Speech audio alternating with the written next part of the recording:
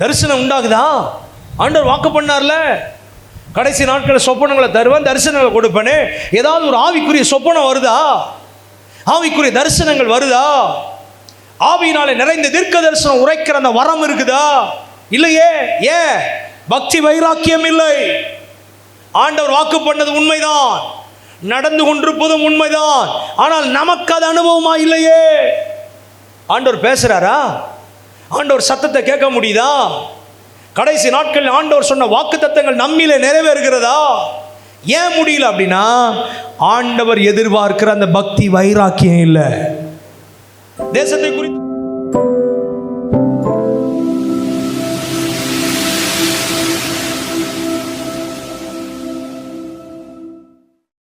This program is possible by the support and prayers of partners and well-wishers of Thindikkal Revival Igniters.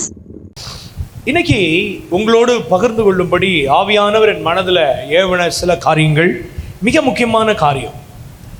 ஆண்டவர் இந்த கடைசி நாட்களிலே யாரை கர்த்தர் எழும்ப பண்ண போகிறார், யாரை கர்த்தர் உருவாக்க விரும்புகிறார், எப்படிப்பட்டவர்களை ஆண்டவர் தேடிக்கொண்டிருக்கிறார், எப்படிப்பட்ட ஒரு நபர்கள். நமக்கு எல்லாருக்கும் தெரியும், ஜெபம் மிக அவசியம். இடைவிடாமல் ஜெபம் பண்ணுங்கள் அப்படின்னா என்ன அர்த்தம்? இடைவிடாமல் ஜெபம் பண்ண முடியும்னு அர்த்தம். அப்படிதானே? ஜெபம் நம்முடைய உயிர் மூச்சு. தூங்கும் போது மூச்சு விடுறோம், சாப்பிடும்போது மூச்சு விடுறோம், குளிக்கும் போது மூச்சு விடுறோம், எல்லா நேரத்திலையும் மூச்சு விட்டாகணும்.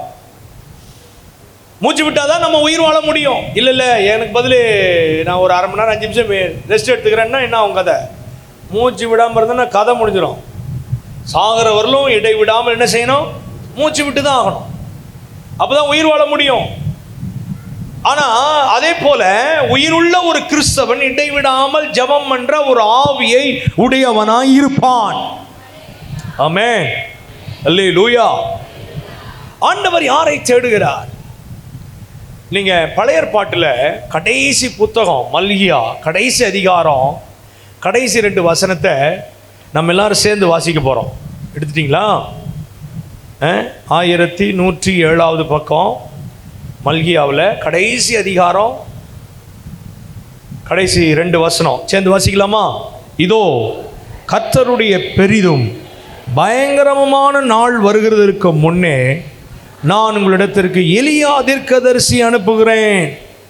நான் வந்து பூமியை சங்காரத்தால் அடிக்காதபடிக்கு அவன் பிதாக்களுடைய இருதயத்தை பிள்ளைகளிடத்திற்கும் பிள்ளைகளுடைய இருதயத்தை அவர்கள் பிதாக்களிடத்திற்கும் திருப்புவான். ஆண்டவர் மிக முக்கியமான ஒரு காரியத்தை இந்த பகுதியிலே சொல்லி வைத்திருக்கிறார். ஒரு பெரிதும் பயங்கரமான நாள் வரப்போகிறது. இயேசு கிறிஸ்துவினுடைய வருகை மிக சமீபம். உலகத்தின் நடக்கிற காரியங்களை நீங்கள் பார்க்கும் பொழுது அதி பயங்கரமான சூழ்நிலைகள் தேசங்களுக்குள்ளே கடந்து வந்திருக்கிறது.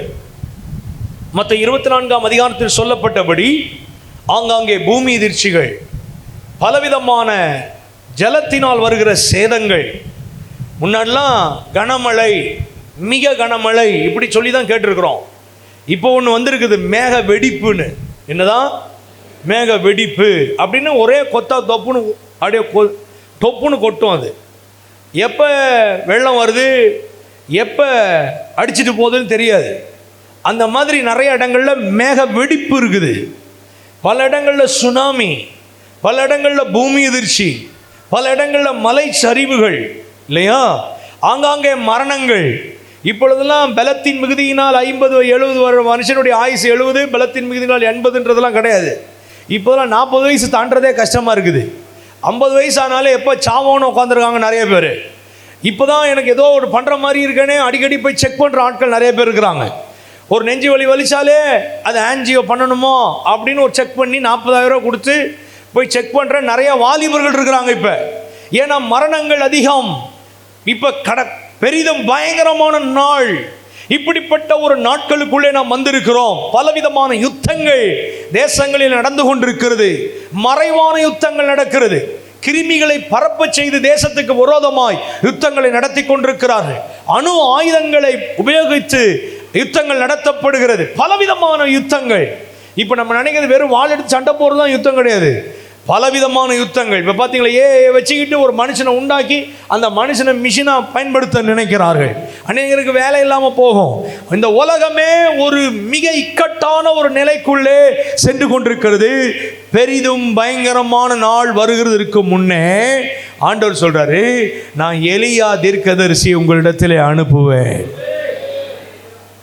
அவன் வந்து என்ன செய்வானா, பிதாக்களுடைய இருதயத்தை பிள்ளைகளிடத்திலும் பிள்ளைகளுடைய இருதயத்தை பிதாக்களிடத்தில் என்ன செய்வான், திருப்புவான். நல்லா கவனிங்க. ஏன் எலியாவின் ஆவியை கர்த்தர் அனுப்புகிறார் அப்படின்னா, அவன் திருப்புவான். இன்னும் சொல்ல போனா விளக்கமா, தேவன் பக்கம் திருப்புவான்.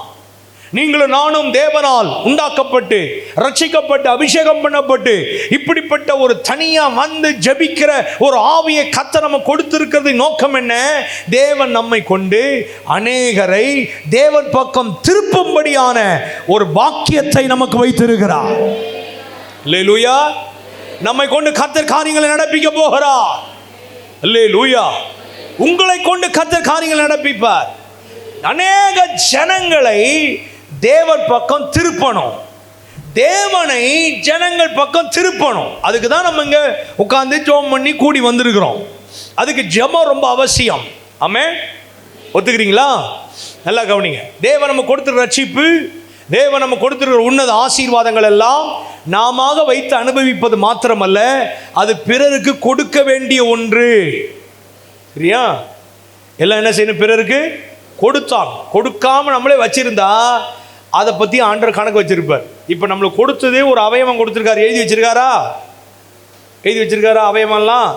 அந்த மாதிரி நம்ம கொடுத்த ரட்சிப்பையும் எழுதி வச்சிருப்பாரு. ரட்சிக்கப்பட்ட போது நம்ம பேரை எழுதி வைப்பார். நம்ம ஆண்டவருக்கு நல்லா எழுத தெரியும். நமக்கு தான் நோட்டு கொடுத்தா கூட எழுத தெரியாது. நோட்டு பேனாக கொடுத்துருப்பாங்க. அதில் பார்த்தீங்கன்னா வெறும் நோட்டாக வீட்டுக்கு எடுத்துகிட்டு போவோம் திருப்பி. அவரு கரெக்டாக எழுதுவார். அவருக்கு தெரியும் எதை இன்னெல்லாம் எழுதணும்னு. நம்ம செய்கிற செயல்கள் எழுதுவார், நம்ம பண்ணுற பேரை எழுதுவார், நம்ம என்னென்ன காரியங்களை எங்கெங்கே போனோம், இது நான் கொடுத்த காலு, இது எனக்குன்னு வச்ச காலு, இது எங்கேயோ ஓடிக்கிட்டு இருக்குன்னு எழுதுவார். சொல்லுதா? எழுதுவார், எழுத மாட்டாரா? ஏங்க அவர் நோட்டு போட்டு எழுதுறாரு? 2 புஸ்தகம் திறக்கப்படும் தெரியுமில்ல. பரலோகத்துக்கு போனால் ஒன்று ஜீவ புஸ்தகம். ஜீவ புஸ்தகத்தில் பேர் எழுதப்பட்டிருக்கணும் இல்லையா? இன்னொன்று இருக்கு, ஞாபக புஸ்தகம். இது எப்போ வச்சவனோ அவர் எழுதுவாராம். ஒன்று ஒன்றா எடுத்து வச்சுட்டு நம்மள்கிட்ட கணக்கு அது தானாக கேட்பார். இதாவது பெரிய கொடுமை. என்ன பதில் சொல்ல போகிறோன்னு தெரியாது. திண்டுக்கல்ல இப்படி ஒரு ஜபம் வச்சோமே, நீ பட்டிலே வீட்டில் தூங்கிட்டியே, வெயில் அடிக்குதுன்னு வீட்டில் உட்காந்துட்டியேன்னு அவர் எழுதி வச்சுருப்பார். உங்களை இல்லை, வராதவங்களை. வந்தவங்களை எப்படி எழுதுவார்னா, நீ வந்து உட்காந்த பிற்பாடு தூங்கிட்டியே அப்படின்னு எழுதி வச்சுருப்பார். நல்லா கவனிங்க. அதுவே அவயவத்தையும் எழுதுறாருன்னா நம்ம செய்கிற செயலாம் எழுத மாட்டாரா? நம்ம பண்ணுற ஒவ்வொரு காரியத்தையும் எழுத மாட்டாரா? கண்டிப்பாக எழுதுவார். கண்டிப்பாக எழுதுவார். எல்லாம் அவருக்கு முன்பதாக வெளியரங்கமாக இருக்கிறது. எல்லாம் ஒரு நாள் கணக்கு கேட்கப்படும். அப்போ தான் பேசுகிறதே இப்போ நைஸாக ரெக்கார்ட் பண்ணிடுறாங்க. ஏன் பேசுகிறத நான் கேட்டோமே, நீ சொன்னியே என்ன சொன்னான்னு, இல்லை நான் சொல்லலையேன்ட்டு போயிடுவாங்க. ரெக்கார்ட் பண்ணி வச்சுக்கிட்டா, இங்கே பார் நீ என்ன பேசுன பார் அப்படி ரெக்கார்ட் போட்டு காமிச்சிடறாங்களே. அந்த மாதிரி ஆண்டவர் அத்தனையும் ரெக்கார்ட் பண்ணி வச்சுருப்பார். இங்கே பார் என்ன தேதியில் நீ இந்த டைமில் என்ன பண்ணியிருக்க பாருன்னு காட்டுவார். என்ன செய்ய முடியும்? ஒன்றும் செய்ய முடியாது. ஒன்றும் செய்ய முடியாது. சரி, நல்லா கவனிங்க. இப்போ ஆண்டவர் என்ன செய்கிறார்னா, இந்த கடைசி நாட்களில் இந்த பெரிதும் பயங்கரமான நாள் வருகிறதுக்கு முன்னே நான் எலியாவை அனுப்புவேன். எலியா தீர்க்கதரிசி அனுப்புவேன். அவன் வந்து திருப்புவான். அதுக்கப்புறம் இவர் இந்த மல்கியா 4ஆம் அதிகாரம் கடைசி 2 வருஷம் சொல்லிட்டாரா? அதுக்கப்புறம் 400 வருஷம் இருண்ட காலம். எதுக்கு? பழைய ஏற்பாட்டுக்கும் புதிய ஏற்பாட்டுக்கும் இருண்ட காலம். அப்போ வந்து வார்த்தை இல்லை, ஆண்டவர் பேசல, ஜனங்கள் ஆவிக்குரிய தேவ பிள்ளைகள் தீர்க்கதரிசிகள் இல்லை. இருண்ட காலம், தேவன் மனிதனோடு பேசாத காலம். 400 ஆண்டுகளுக்கு பிற்பாடு தேவன் சகரியாவுக்கு எலிசபெத்துக்கு ஒரு பிள்ளையை கொடுக்குறாரு. அந்த பிள்ளையை கொடுத்துட்டு சொல்கிறாரு அவன் எப்படி இருப்பான்னு. லூக்கா 1ஆம் அதிகாரம் 17ஆம் வசனத்தை நீங்கள் வாசி பார்த்தீங்கன்னா, லூக்கா 1ஆம் அதிகாரம் 17ஆம் வசனத்தை வாசி பாருங்க. அவன் எப்படிப்பட்டவனாக இருப்பானா? அந்த 13ஆம் வசனத்திலிருந்தே தேவதூதன் அவனை நோக்கி, சகரியாவே பயப்படாதே, உன் வேண்டுதல் கேட்கப்பட்டது, அப்படின்னு சொல்லி உன் மனைவியா எலிசபெத் உனக்கு ஒரு குமாரனை பெறுவாள், அவளுக்கு யோவான் என்று பெயரிடுவாயாக உனக்கு சொல்றார்.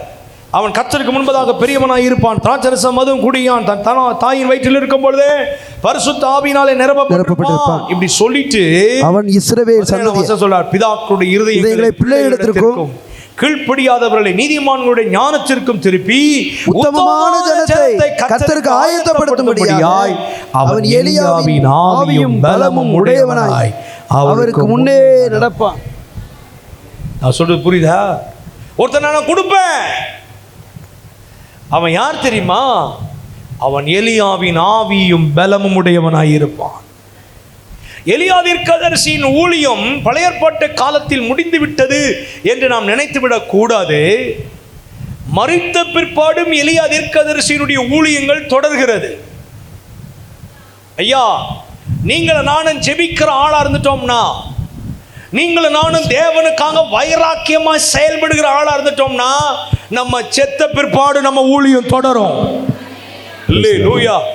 இங்கு ஜெபிக்க வந்திருக்கிற உங்களிடத்தில் தீர்க்க தரிசனமாய் சொல்லுகிறேன், தேவ சமூகத்தில் காத்திருந்து போராடி யுத்தம் பண்ணி பரிதபித்து மன்றாடி அழுது புலம்பி ஜெபிக்கிற நம்முடைய ஜெபங்கள் நாம் உயிரோடு இருக்கிறவ அதோடு முடிந்து விடுகிறது அல்ல, நாம் செத்த பிறகு அது தொடரும்.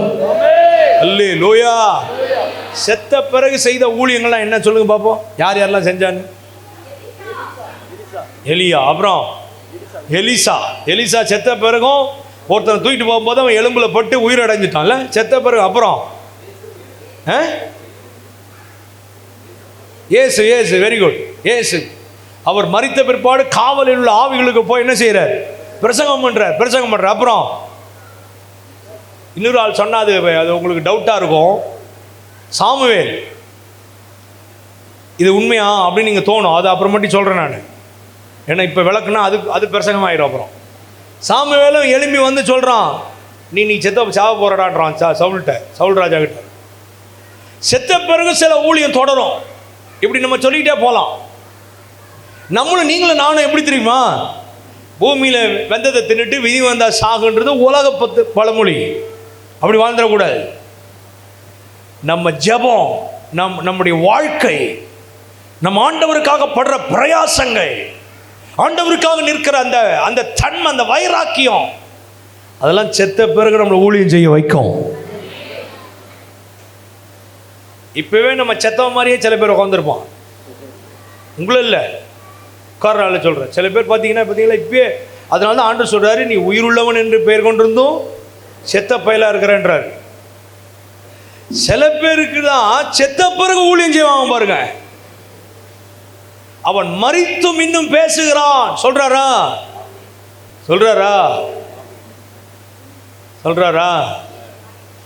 அதான் சொல்றாரு பாருங்களேன், இவன் எலியாவின் ஆவியும் பலமும் உடையவனாய் இருப்பான். இயேசு கிறிஸ்து இந்த பூமியில வாழும் பொழுது பல வசனங்கள் இருக்குது, பல வசனங்கள். மத்தேயு 16ஆம் அதிகாரம் 14ஆம் வசனம். நான் சொல்ற வசனத்துல வாசிக்க நேரம் இல்லை, நீங்க போய் வாசிச்சு பாருங்க. மார்க் 6:15, மார்க் 8ஆம் அதிகாரம் 28ஆம் வசனம், லூக்கா 9ஆம் அதிகாரம் 8ஆம் 19ஆம் வசனம். இந்த வசனங்களை நீங்க வாசிச்சு பார்த்தீங்கன்னா, இயேசு கிறிஸ்து இந்த பூமியில வாழும் பொழுது அவர் கேட்கிறாரு, ஜனங்கள் என்ன யாருன்னு நினைக்கிறாங்க அப்படின்னு. அப்புறம் ஜனங்க சொல்றாங்க, சிலர் உம்மை எலியா என்றோம். ஏன்னா இயேசுவினுடைய செயல்பாடு எப்படி இருந்துச்சு?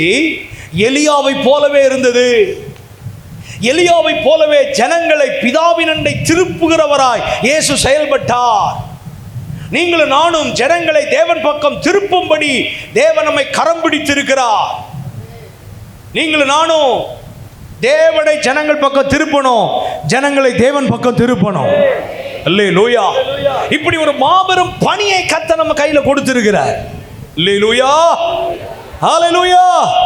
தேசத்தை தேவன் பக்கம் திருப்புகிற எலியாக்கள் இன்றைக்கு தேவை. தேசத்தை தேவன் பக்கம் திருப்புகிற ஒரு மாபெரும் பணியை கர்த்தர் நம்ம கையில கொடுத்திருக்கிறார். அல்லேலூயா, ஹalleluya. ஆமா, உங்களை எல்லாரையும் பார்க்கும்போது எனக்கு அப்படிதான் தோணுது. நீங்க நினைக்கலாம், எனக்கு வயசாயிட்டு, எனக்கே சுகர் ஜாஸ்தி, பிபி ஜாஸ்தி, லோ சுகர் லோ பிபி இப்படின்ட்டு போவாங்க சில பேர். ஒன்று ஹையா சொல்லுவாங்க, இல்லாட்ட லோவா சொல்லுவாங்க. இதனால நம்ம நைஸை தப்பிச்சிக்க கூடாது. ஆனால் நம்ம கையில் சாவர வரலும் ஒரு பணியை கர்த்தர் கொடுத்திருக்கிறாரு. ஜனங்களை தேவன் பக்கம் திருப்பி ஆக வேண்டும். அல்லேலூயா. இயேசு கிறிஸ்துவினுடைய முதல் வருகையிலேயே இந்த யோவான் எலியாவின் ஆவியை உடையவனாய் இருப்பானே, ஆனால் இயேசு கிறிஸ்துவினுடைய இரண்டாவது வருகைக்கென்று இந்த ஜனங்களை ஆயத்தப்படுத்துகிற நாம் இன்னும் எலியாவின் ஆவியின் பலமும் உடையவர்களாய் உத்தமமான ஜனத்தை கர்த்தருக்கென்று ஏற்படுத்த வேண்டும். எந்த ஜனம் ஏற்படுத்தணும்? அப்படிதானே லூக்கா 1:17 வாசிக்கிறோம். உத்தமமான ஜனம். சபை விசுவாசிகள் எப்படி மாறணும்? உத்தமமான ஜனமா மாறணும். உத்தமமான ஒரு கூட்டத்தை ஏற்படுத்ததான் கர்த்தர் எலியாவின் ஆவி நமக்கு கொடுக்கிறார். அல்லேலூயா. சரி, இந்த எலியா எப்படிப்பட்ட ஆள்? இந்த எலியாவின் ஆவியை ஏன் கொடுக்கணும்? எலியாவின் காலம் எப்படிப்பட்ட காலம்? 1 ராஜாக்களின் புத்தகம் 18ஆம் அதிகாரம், தயவுசெய்து எல்லாரும் திருப்புங்க. 1 ராஜாக்கள் 18ஆம் அதிகாரம், அதில் நீங்கள் திருப்புனீங்கன்னா எலியாவின் காலம் எப்படிப்பட்ட காலம் என்று அங்கே தெளிவாய் சொல்லப்பட்டிருக்கிறது. நீங்கள் 17ஆம் வசனம் 18ஆம் வசனத்தில் வீட்டில் போய் வாசி பாருங்க. வாசிக்க நேரம் இல்லை, நீங்கள் எல்லாம் தெரியறதுனால நான் உங்களுக்கு வேகமாக சொல்லிட்டு போகிறேன். எலியாவின் காலம் விக்கிரகங்களால் நிறைந்திருக்கிற ஒரு காலம். ஆகாப்பும் எசபேலும் அங்கே ஆட்சி செய்த காலம். எலியாவின் காலம் எப்படிப்பட்ட காலம்? எசபேல் தேசத்தை ஆண்டு கொண்டிருந்து அநேகரை அடிமைப்படுத்தின காலம். இந்த 18ஆம் அதிகாரம் முதல் வசனத்திலிருந்து நீங்கள் வாசித்து பார்த்தால் அங்கே கெபிக்கு 50 பேராக தீர்க்கதரிசிகளை வைத்து ஒபதியா அவன் காத்து வந்தான். ஏனென்றால் இந்த எசபேலும் ஆகாப்பும் ஊழியர்களை தீர்க்கதரிசிகளை கொலை செய்த காலம். இன்னும் சொல்ல போனால் நாபாலினுடைய திராட்சை தோட்டத்தை அபகரித்து வஞ்சித்து வைத்த காலம், இவருடைய சொத்துக்களை அபகரித்த காலம், லஞ்சம் லாவண்யம் தலைவிரித்தோடின காலம். இப்படிப்பட்ட கால விக்கிரகங்களால் நிறையப்பட்ட காலம். 18ஆம் அதிகாரம் 1 ராஜாக்கள் 19ஆம் வசனத்தை நீங்கள் வாசித்து பார்த்தால் வாசிங்க.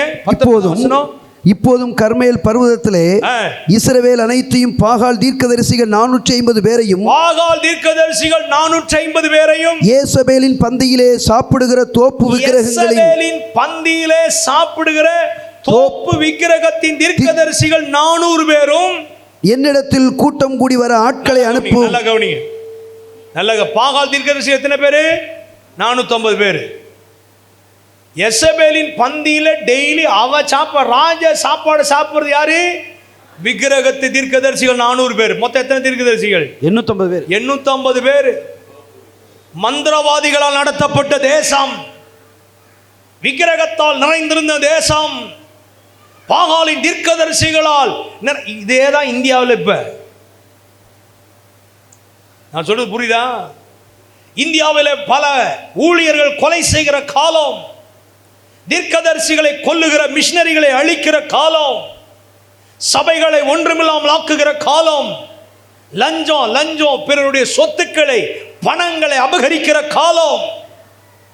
நீங்க அந்த 18ஆம் அதிகாரத்தை வாசி பார்த்தீங்கன்னா அதுல நடக்கிறது அப்படியே இந்தியாவில் நடக்கும். மந்திரவாதிகளால் நடத்தப்படுகிற காலம், விக்கிரகங்களால் நிறைந்திருக்கிற காலம். எண்ணமற்று கடந்த 12,000 விக்கிரக கோயில்களை புதுப்பிச்சுட்டாங்க. பாகாலின் தீர்க்கதரிசிகளால் நடத்தப்பட்ட காலம்.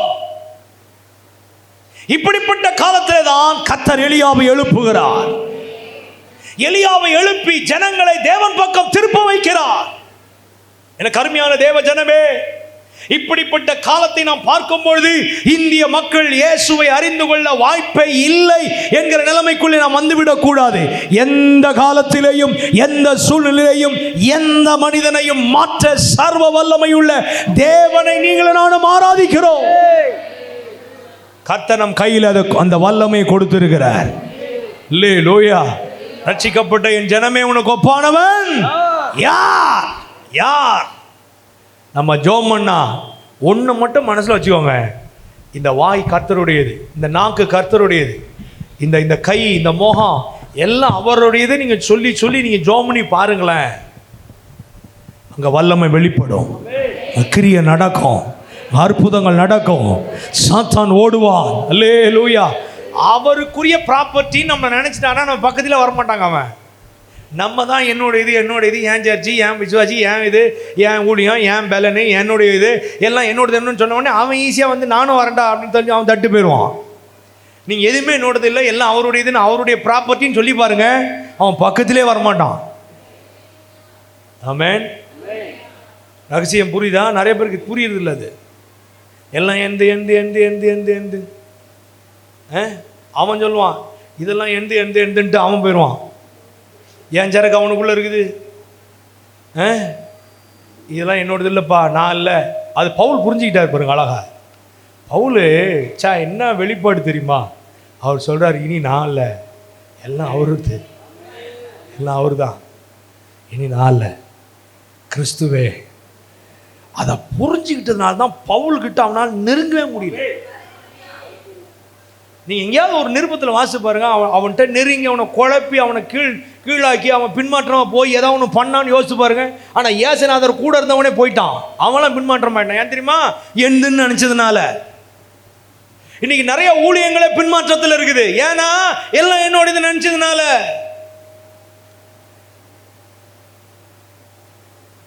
அவள் ஒரு நாள் இடங்கள் அடைய முடியாது. உபத்திரமோ, வியாகுலமோ, துன்பமோ, பசியோ, நிர்வாணமோ, நாசமோசமோ, பட்டயமோ, எதுவோ அது என்ன அசைக்கவே அசைக்காது. ஏன் தெரியுமா? எல்லாம் அவருடையது. அவருக்காக எல்லாம் தூக்கி போட்டேன், அவர் தான், இனி நான் அல்ல. அல்லேலூயா.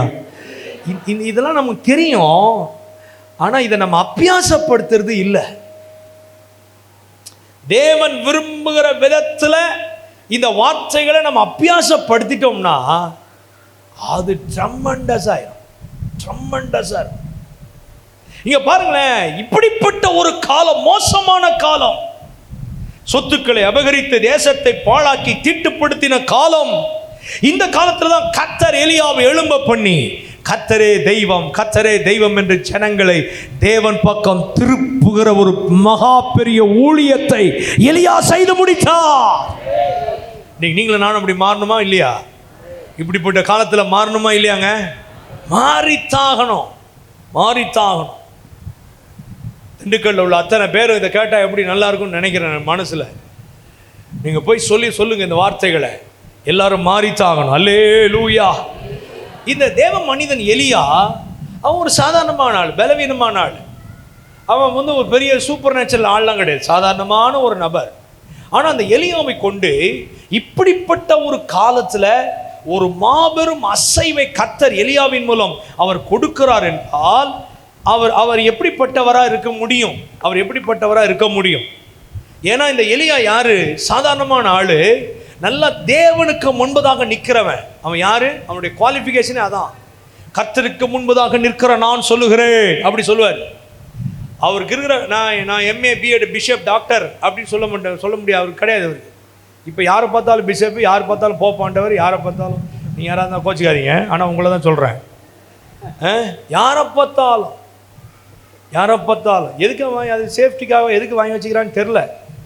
என்கிட்டையும் ஒரு 10 வருஷத்துக்கு முன்னாடிருந்தே கேட்டுட்ருக்காங்க.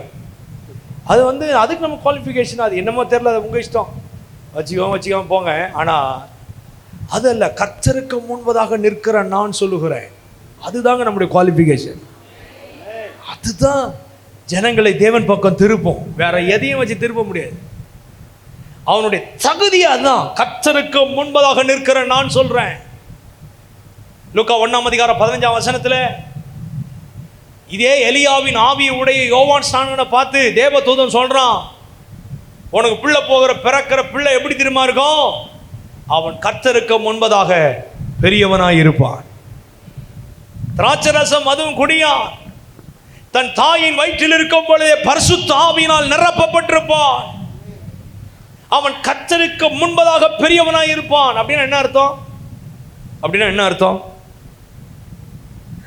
சில பேரை பார்த்து சொல்லுவான், இவரெல்லாம் ரொம்ப பெரிய ஆளுங்க, இவர் பயங்கரமான ஆளு, இவர் மோடிக்கிட்டே ஸ்ட்ரைட்டாக பேசுவாருன்னுவோம். இல்லை, இவர் தாங்க இந்த ஊர் கவுன்சிலரு, எம்எல்ஏ இவர் தான் அப்படின்னுவோம். இவர் பெரிய ஆளுங்க அப்படின்னு. ஆண்டவர் சொல்கிறாரு, இவன் ஒன்றுத்தில் பெரிய ஆள் தெரியுமா? இந்த யோவான் ஸ்நானன் எப்படி இருப்பான் தெரியுமா? கர்த்தருக்கு முன்பதாக நிற்கிறதுல பெரிய ஆள் அவன். அதான் அந்த வசனத்தினுடைய அர்த்தம். கர்த்தருக்கு முன்பதாக பெரியவனாக இருப்பானா என்ன அர்த்தம்னு நினைக்கிறீங்க? கர்த்தருக்கு முன்பதாக நிற்கிறதுல அவன் பெரிய ஆள். நம்முடைய குவாலிஃபிகேஷனே அதாங்க. இரவெல்லாம் பகலெல்லாம் இதயம் உமக்காக துடிக்குதையா, நினைவெல்லாம் பேச்செல்லாம் நேசரே உம்மை பற்றி தானே ஐயா. இதுதான் நம்முடைய தகுதியே. இதுதான் ஜனங்களை தேவன் பக்கம் திருப்பக்கூடிய தகுதி. எலியாவுக்கு இருந்த ஒரே தகுதி, கர்த்தருக்கு முன்பதாக நிற்கிறவன். ஆண்டவர் பார்த்தாரு, இந்த தேசத்தை நீ திருப்பி ஆகணும், இந்த சாவி எப்படி, நீ சொன்னா மழை பெய்யும், நீ சொன்னா மழை நிற்கணும். வானத்து சாவியை அவன் கையில் கொடுத்தாரு பாருங்க. இங்க வந்திருக்கிற உங்கள் கையில கர்த்தர் இயற்கைக்கு அப்பாற்பட்ட திறவுகோல்களை கொடுக்கிற ஒரு காலம் இது. தேவன் உங்களை உபயோகப்படுத்துகிற காலம். ஒருவரும் கிரியை செய்ய முடியாத, ஒருவரும் செயல்படாத காரியங்களை கர்த்தர் நம் மூலமாய் நிறைவேற்ற வேண்டுமானால், தேசத்தை தேவன் பக்கம் திருப்ப வேண்டுமானால், தேவனிடத்திலிருந்து பெற வேண்டிய சில அதிகாரங்கள் நம் கையில் கொடுக்கப்பட்டாக வேண்டும். அல்லேலூயா. இந்த காலத்தில் நான் உங்களுக்கு சொல்கிறேன், ஜெபிக்க வந்திருக்கிற உங்களுக்கு கர்த்தர் கிருபைகளை கொடுப்பார், வரங்களை கொடுப்பார்.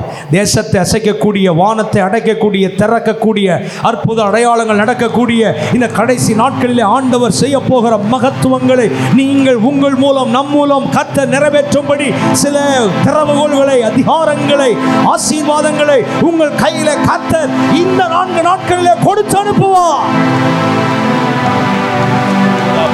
கபாலபா கபாலபா கபாலபா. ஆண்டவர் எலியாட்ட சொன்னார், எலியாவே இந்த கொடிய காலத்தில் இருக்கிற நினைக்கிறியா?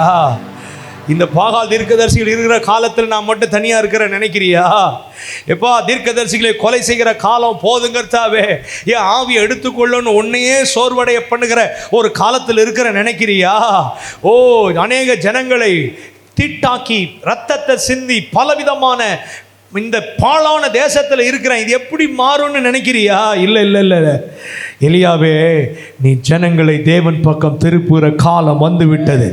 நீ தேவனை ஜனங்கள் பக்கம் திருப்புகிற காலம் வந்து விட்டது.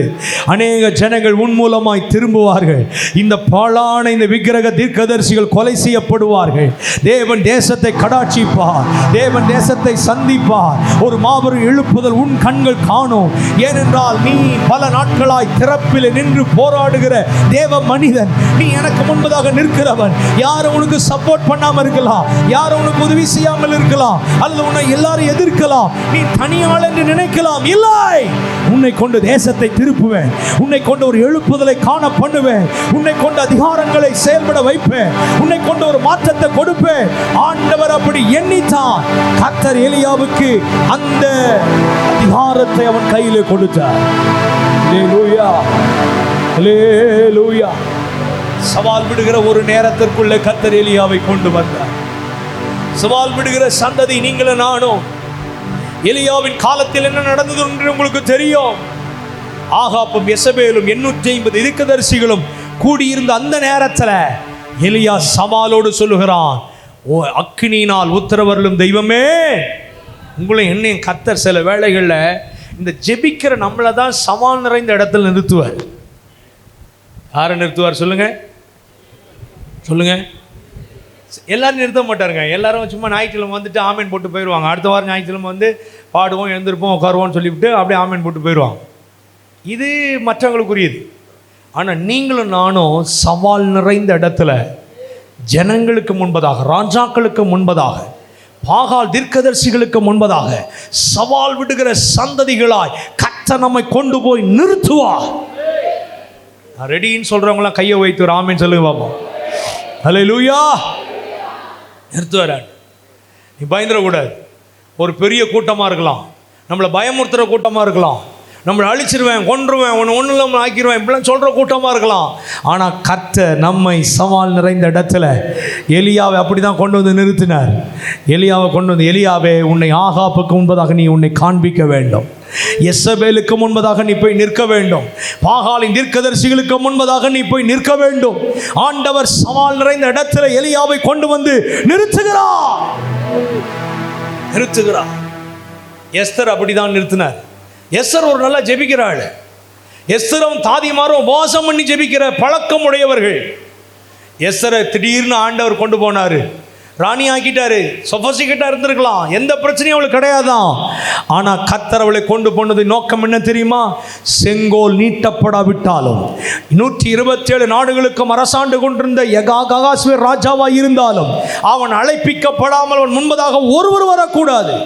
ஆனால் அதன் மத்தியில் போய் நிற்கும்படிதான் சவால் நிறைந்த இடத்துல எஸ்தரை கொண்டு போய் நிறுத்தினார். அல்லேலூயா, அல்லேலூயா. நிறுத்தின தேவன் கைவிட்டாரா? நிறுத்தின தேவன் சும்மா விட்டாரா? நிறுத்தின தேவன் செயல்படாமல் இருந்தாரா? சவால் இருந்த இடத்திலே கர்த்தர் நம்மை கொண்டு போய் நிறுத்தும் பொழுது அவரும் நம் அருகிலே நிற்பார் என்கிற எண்ணம் நமக்கு தேவை. அல்லேலூயா. நீ யாராவது ஒருத்தர் சவால் நிறைந்த ஒரு சூழ்நிலைக்குள்ளே போயிட்டு இருக்கிறீங்களா? உங்கள் வாழ்க்கையில் யாரோ ஒருத்தர் உங்களை மிரட்டிட்டு இருக்கலாம். ஏதோ ஒரு காரியம் உங்களை அச்சப்படுத்தி, உங்களை அவமானப்படுத்தி, உங்களை ஒன்றுமில்லாமல் ஆக்க வேண்டும் என்று நினைக்கலாம்.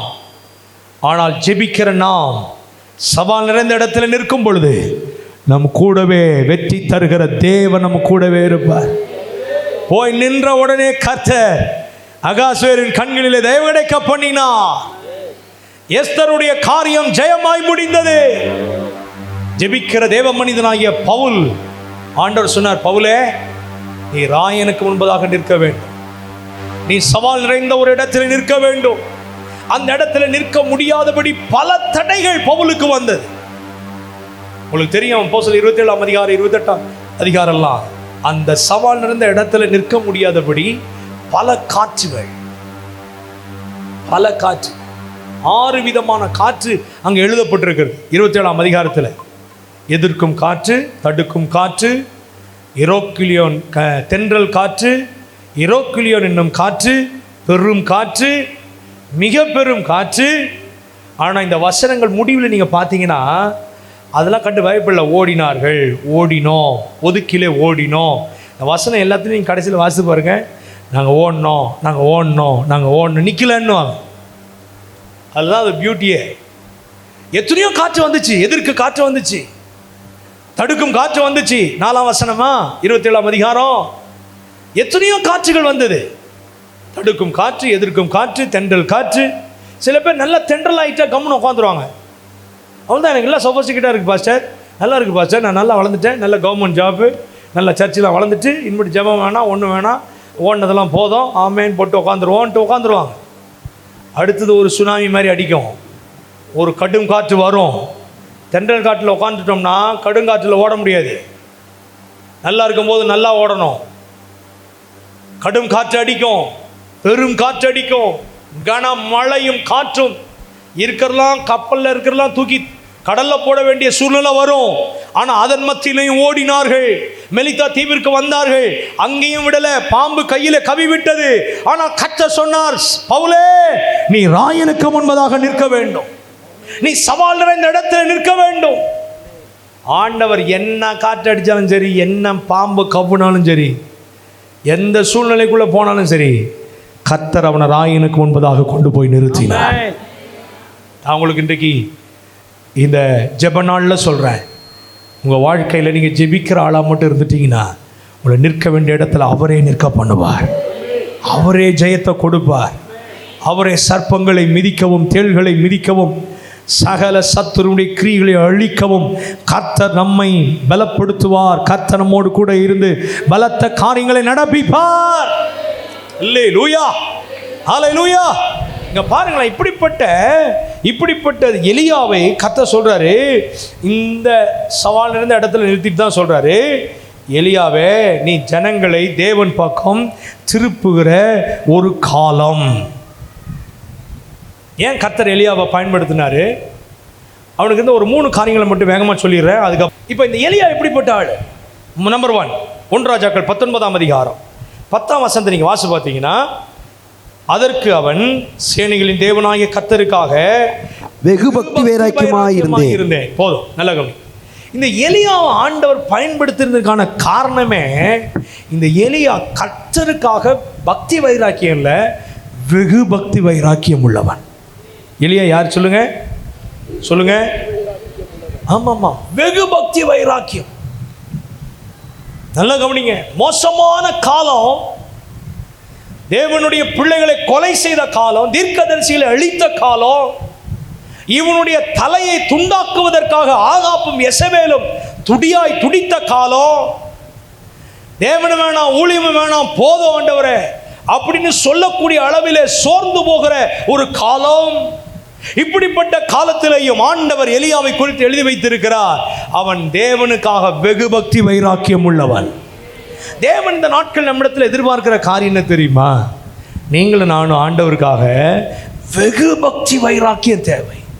நாம் பக்தி வைராக்கியம் பாராட்டுறோமா? ஆண்டவர் உண்மையா தேடுறோமா? எல்லாம் அவருடையது நீங்கள் நினைச்சிட்டிங்கன்னா அது போதுங்க.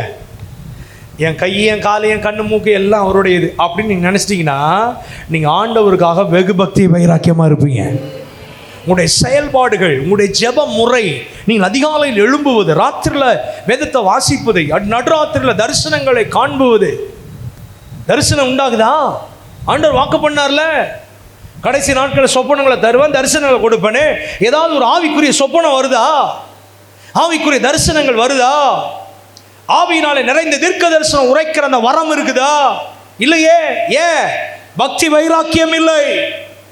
ஆண்டவர் வாக்கு பண்ணது உண்மைதான், நடந்து கொண்டிருப்பதும் உண்மைதான், ஆனால் நமக்கு அது அனுபவமா இல்லையே. ஆண்டவர் பேசுறாரா? ஆண்டவர் சத்தத்தை கேட்க முடியுதா? கடைசி நாட்களில் ஆண்டவர் சொன்ன வாக்குத்தத்தங்கள் நம்மிலே நிறைவேறுகிறதா? ஏன் முடியல அப்படின்னா ஆண்டவர் எதிர்பார்க்கிற அந்த பக்தி வைராக்கியம் இல்லை. தேசத்தை குறித்து ஆண்டவர் பேச முடியும், சவால் இருந்த இடத்துல கர்த்தர் நம்மை கொண்டு போய் நிறுத்த முடியும். அவன் வாழ்ந்த காலம் மோசமான காலம், ஜனங்கள் கீறிக்கொண்ட ரத்தத்தை வடிய விடுகிற காலம். காலை முதல் சாயங்காலம் வரை கூப்பிட்டு பார்க்குறாங்க, ஒரு சத்தமும் வரல. வேதம் சொல்லுகிறது அவள் சரீரத்தை கீறி கொண்டார்கள். சத்துரு எப்போதுமே ரத்தத்தை கேட்பான், தெரியுமா உங்களுக்கு? சத்துரு என்ன செய்வான் சொல்லுங்க? இந்தியாவிலையும் அதே தாங்க. இந்தியாவில் எத்தனை குழந்தைகள் கடத்தப்படுறாங்க தெரியுமா? குஜராத்தில் மாத்திரம் கடந்த 5 வருஷத்தில் 40,000 பிள்ளைகள் காணவில்லை. கவர்மெண்ட் அரசாங்க சட்டத்தினுடைய கணக்கு அது. ஒவ்வொரு நாளும் டெல்லியில் 40 பிள்ளைகள் காணாமற் போகிறார்கள். சின்ன பிள்ளைகள், வாலிபர்கள் தூக்கிட்டு போய் நரபலியிடுறாங்க. தோலை உரிச்சு, அதில் நம்ம மனுஷனுடைய தோல் இருக்குல்ல, அதை உரிச்சு தான் வெளிநாடுகளில் பியூட்டி பார்லரில் ஃபேஸு ஏதோ அதை அழகுபடுத்துகிற அந்த க்ரீம் தயாரிக்கிறாங்க, தெரியுமா உங்களுக்கு? மனுஷனுடைய தோலை உரிச்சுட்டு அதை என்ன பண்ணுவாங்க? துண்டு துண்டாக வெட்டி கரைச்சிடுறாங்க. இது இந்தியாவில் நடக்குது பல இடங்களில். இன்றைக்கும் நரபலிகள் உண்டு, எங்கு பார்த்தாலும். இது வெளியில் மைக்கில் என்ன எல்லாத்தையும் சொல்ல முடியாது, உங்களுக்கு நல்லா தெரியும், யூடியூப்ல பாருங்க. எத்தனையோ காரியங்கள் தமிழ்நாட்டிலேயும் உண்டு. எத்தனையோ பிள்ளைகள் நரபலிகளை இட்டு சதைகளை துண்டு துண்டாக வெட்டி எலும்புகளையும் சதைகளையும் பதப்படுத்தி அதிலே தகடு செய்து விக்கிரகங்களுக்கு அடியில் வைக்கிறார்கள். பிள்ளைங்க காண போறாங்களே, எங்க போறாங்க? பிள்ளைங்களுடைய இருதயங்களை எடுத்து ஸ்பேர் பார்ட்ஸை மாதிரி விற்கிற மாதிரி விற்கிறான். ஹார்ட்டையும் கிட்னியும் கண்ணை தோண்டி விற்கிறாங்க, கை காலை உடைச்சி பிச்சை எடுக்க வைக்கிறாங்க. அப்படிப்பட்ட ஒரு காலம். அதே காலம்தான் எலியாவின் காலம். இப்படிப்பட்ட காலத்தில் தான் கர்த்தர் எலியாவை எழும்ப பண்ணினார். ஏனென்றால் அவன் கர்த்தருக்காக வெகு பக்தி வைராக்கியம் உள்ளவன். அல்லேலூயா, அல்லேலூயா. அதனால தான் சொல்றான், எந்த மட்டும் நீங்க குந்தி குந்தி நடப்பீங்க, எந்த மட்டும் இப்படியே அங்கேயும் இங்கேயும் அப்படி போயிட்டு இருப்பீங்க. கர்த்தர் தெய்வமானா கர்த்தரை பின்பற்று, ஆகால் தெய்வமானா அவனை பின்பற்று, ஓடி போன்ட்டான். எந்த மட்டும் சும்மா விளையாட்டு காமிச்சிட்டு, எந்த மட்டும் சும்மா அப்படியே வாழ்ந்துக்கிட்டு இருக்கிறது போதும், ஆண்டவர் என்ன ஆசீர்வதிச்சா போதும், எந்த மட்டும் இப்படி இருப்பீங்க? குந்தி குந்தி நடக்காதீங்க. கர்த்தர் தேசத்தை திருப்புகிற காலம், கர்த்தர் உங்களை இன்னையும் பயன்படுத்துகிற காலம். ஆண்டவருக்காக வெகு பக்தி வைராக்கியமாய் நிற்க வேண்டிய ஒரு காலம். அல்லேலூயா. என்ன வந்தாலும் சரி, பாட்டெல்லாம் பாடுவோம் நம்ம. என்ன வந்தாலும் நம்புவே ராகத்தோடு அழகா பாடிடுவோம். ஏதாவது ஒரு சின்னதாக வரட்டுமே, ஒன்றும் வேணாங்க, இருக்கிறது போதுங்கிட்ட உட்காந்துருவோம். பொய் சொல்றதே பாட்டில் தான். தேவன் நம்மிடத்தில் விரும்புகிற பக்தி வைராக்கியம். யாராவது ஒன்று வீட்டில் செத்துப்பிட்டா அவள் தான், நம்மளும் செத்துருவோம். எங்கள் அத்தை இருக்காங்க, போன 2 மாதத்துக்கு முன்னாடி அவங்க அம்மா இறந்துட்டாங்க. சாயந்தரம் 6 மணிக்கு அடக்கம் பண்ணோம். எங்கள் அத்தை ஒரே மக, அவங்க அம்மா இறந்துட்டாங்க. அடுத்த நாள் காலையிலே புடவை கட்டிட்டு கிளம்புறாங்க. எங்கள் அத்தை ஃப்ரெஷ்ஷாக கிளம்புறீங்க, யாரை பார்க்க வராங்களான்னு கேட்குறேன். இல்லை இல்லை, எங்கள் சபையில் 21 நாள் ஜெபிக்க போகிறேன். நீங்கள் வாட்ஸ்அப்பில் கூட பார்த்துருப்பீங்க. ஒரு குடும்பம் சபைக்கு வந்த குடும்பமாக சபைக்கு வருவாங்க. முதல்ல உட்காந்துருப்பாங்க. அன்னைக்கு பார்த்தா அவங்க பையன் வரல, அவங்க அப்பா அம்மா தான். பாஸ்டர் இங்கேருந்து பார்க்குறாங்க, என்னடா பையனை காணீங்க, வெளியூர் போயிட்டான் போட்டிருக்கு, அதனால தான் வரலன்னு அவர் நினைக்கிறாரு. ஆராதனை முடிஞ்ச உடனே அவங்க அப்பா ஒரு சீட்டு கொடுக்குறாரு பாஸ்டருக்கு. சீட்டில் எழுதின உடனே பாஸ்டர் அதிர்ச்சி ஆகிட்டார். ஏன்னா அது முந்தின ராத்திரி தான் அவங்க பையன் இறந்துட்டான். குளிப்பாட்டி வீட்டில் பெஞ்சில் படுக்க போட்டு ஆராதனைக்கு வந்துட்டாங்க. பாஸ்டர் கேட்குறாரு, எப்படிப்பா வந்த நீனு? பிள்ளை எங்கே போட்டிருக்க? வீட்டில் போட்டிருக்கேன். எப்படி வந்த நீனு? உனக்கு இதில் இல்லையா அப்படின்னு பாஸ்டர் கேட்குறாரு. அவர் சொல்கிறார், இல்லையா, நான் இந்து மார்க்கத்தில் ரட்சிக்கப்பட்டவன். ஆண்டவர் என்னை உளையான சேற்றிலிருந்து பாவத்திலிருந்து என்னை மீட்டெடுத்தார். ஒவ்வொரு நாளும் ஒவ்வொரு வாரமும் ஆண்டவர் வந்து நாங்கள் குடும்பமாக ஆராதிப்போம். திடீர்னு என் மகன் வியாதிப்பட்டான், திடீர்னு இறந்துட்டான். ஆனால் இன்னைக்கு ஆண்டவர் ஆராதிக்கிற நாள். ஆண்டவர்களை தேடுவார். ஆண்டவர் நாங்கள் பார்ப்போம், வந்து ஆண்டவர் எங்களோட பேசுவார். இன்றைக்கி நாங்கள் இங்கே வரலன்னா ஆண்டவர் எங்களை தேடுவார். என் பிள்ளையை போய் நாங்கள் பரலோகத்தில் பார்ப்போம், ஆனால் ஆண்டவர் இங்கே வந்தாருன்னா அவரை பார்க்காம போயிடுவோமே அப்படின்னு சொல்லி தான் வந்தோம். சாயங்காலம் நீங்கள் சபையாரை வந்து என் பிள்ளை அடக்கம் பண்ணுங்கன்னு சொல்கிறாங்க. என்ன பக்தி வைராக்கியம் பார்த்தீங்களா? என்ன பக்தி வைராக்கியம்! அப்போஸ்தலர் கிறிஸ்தவ சபையினுடைய தலைமை ஃபவுண்டர் பாஸ்டர் ஜி சுந்தரம் ஐயா, அவங்களுடைய மனைவியும் ஒரு நாள் சனிக்கிழமை இறந்துட்டாங்க. இரவில் யார்கிட்டையும் சொல்லலை. நல்லா குளிப்பாட்டி ட்ரெஸ் உடுத்தி நல்லா வீட்டில் பெஞ்சை போட்டு படுக்க வச்சுட்டு எப்போதும் போல் காலையில் ஆராதனைக்கு போய் ஃப்ரெஷ்ஷாக பாட்டு பாடி கம்பீரமாக பிரசங்கம் பண்ணுறாரு. எல்லாம் பண்ணி முடித்த பிற்பாடு தான் விசுவாசிகள்கிட்ட சொன்னார், நேற்று ராத்திரி என் மனைவி இறந்துட்டா, கீழே வச்சுருக்கிறேன், இன்னைக்கு சாயந்தரம் நம்ம எல்லோரும் சேர்ந்து அடக்கம் பண்ணணும். யாருங்க இருக்க முடியும்? யார் இருக்க முடியும்? இப்படி நான் நிறைய காரியம் சொல்லிக்கிட்டே போவேன். வெகு பக்தி வைராக்கியம் இருக்குதா? ஏதோ ஒரு காரியம் வந்துட்டா நம்ம ஆண்டவரை விட்டுடுறோமே. ஏதோ ஒரு காரியம் இழப்பு நடந்துட்டா அல்ல சந்தோஷம் வந்துட்டா ஆண்டவரை வேணாம் நினைச்சிடறோமே. குந்தி நடக்கிற வாழ்க்கையில் ஆண்டவருக்காக பிரயாசப்படுகிற ஒரு வாழ்க்கை உண்டா? பக்தி வைராக்கியம் உண்டா? ஏதோ ஒன்று மேன்மை கிடைச்சிட்டா போதும், அதிலே ஸ்தம்பிச்சு போயிடுறது. பாஸ்டர் சாம்சுந்தரம் ஐயா, நாங்கள் ஏசிய சர்ச்சு, நான் எங்கள் ஸ்தாபனம், அதனால தான் நான் அதை பற்றி நான் சொல்கிறேன். நான் உங்களுக்கு நல்லா தெரிஞ்சிருக்கோம். சாம்சுந்தரம் ஐயாவுக்கு ஒரு 30 வருஷத்துக்கு முன்னால் அமெரிக்காவில் பேசக்கூடிய வாய்ப்பு கிடைச்சிது 1 மாதத்துக்கு. அப்போல்லாம் 25 வருஷம் 30 வருஷத்துக்கு முன்னாடி அமெரிக்கா போகணுன்னா அது ஒரு பெரிய காரியம் நினச்சிட்டு எல்லோரும் போவாங்க. இவருக்கு அங்கே பெரிய கூட்டங்கள், 30 நாட்கள் கூட்டம் ஒழுங்காக இருக்கு. பெரிய பெரிய கூட்டங்களை பேசுகிறாரு. அப்போல்லாம் செல்ஃபோன் இல்லாதனால ஃபோன் அடிக்கணும். அமெரிக்காவிலேருந்து சுந்தரம் ஐயாவுக்கு, அவர் தான் ஃபவுண்டர், இவர் சாம் சுந்தரம், இவர் அவருக்கு அடுத்தப்பில் இவர் வந்து அமெரிக்கா வந்து ஃபோன் அடிக்கிறார் சுந்தரம் பாஸ்டருக்கு. 10 நாள் கழிச்சு, ஐயா தோத்திரம், ஆண்டவர் கிருபையாக அமெரிக்கா கொண்டு வந்து வல்லமையாக பயன்படுத்துகிறாரு, ஆண்டவர் எங்கள் கூட்டங்கள்லாம் ஆசீர்வச்சிட்டாரு, அநேக ஜனங்கள் மனம் திரும்பி அநேக ஜனங்கள் ஊழியத்துக்கு தங்களை ஒப்பு கொடுத்துருக்குறாங்க, ரொம்ப அருமையாக இருக்குது கூட்டம், உங்களுடைய ஜெபத்திற்கு ரொம்ப நன்றி, எல்லாரும் விசுவாசிகள்லாம் எங்களுக்காக ஜெபம் பண்ணுறாங்க, கணவன் மனைவியாக போயிருக்காங்க வேற, ரொம்ப நன்றியா, ஆண்டவர் ஊழியத்தை ஆசீர்வச்சிருக்கிறாரு, பெரிய காரியங்களை இங்கே செய்கிறாரு அப்படி இப்படின்னு சொல்லிக்கிட்டே இருந்தாராம். இவர் உடனே எல்லாத்தையும் கண்ணை மூடி கேட்டுக்கிட்டே இருந்துட்டு, சரி தம்பி, இந்த வாரம் ஞாயிற்றுக்கிழமை நீ இங்கே இருந்தீங்கன்னா நல்லா இருக்கும்னு எனக்கு தோணுது அப்படின்னு ஃபோனை வச்சுட்டாராம். என்ன சொன்னார்? இன்னும் 20 நாள் ஊழியம் இருக்குது அமெரிக்காவில். இவர் 2 தடவை சொன்னாரா, தம்பி இந்த வாரம் ஞாயிற்றுக்கிழமை இங்கே சர்ச்சில் இருந்தீங்கன்னா நல்லா இருக்கும்னு எனக்கு தோணுது அப்படின்னு ஃபோனை வச்சிட்டார்.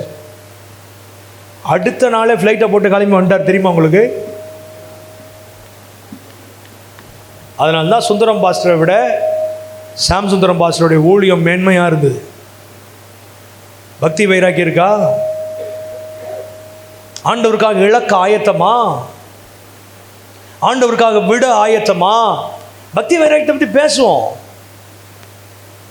எனக்கு இருக்கிற பக்தியை விட வேற யாருக்கு இருக்குன்னு நினைப்போம். நம்ம ஆண்டவருக்காக வெகு பக்தி வைராக்கியம்.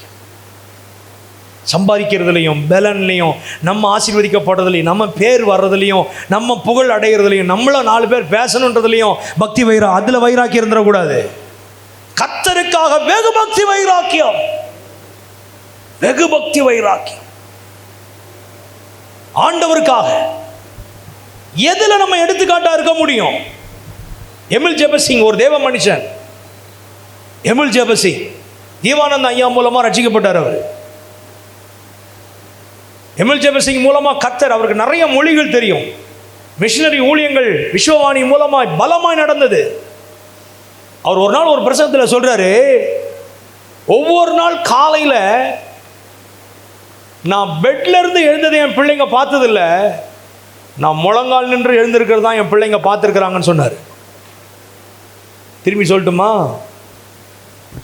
ஒவ்வொரு நாள் காலையிலையும் ஒரு நாள் கூட நான் பெட்ல இருந்து தூங்கி எழுந்ததை என் பிள்ளைங்க பார்த்ததில்ல, நான் முழங்கால் நின்று எழுந்திருக்கிறது தான் என் பிள்ளைங்க பார்த்துருக்குறாங்கன்னு சொன்னார்.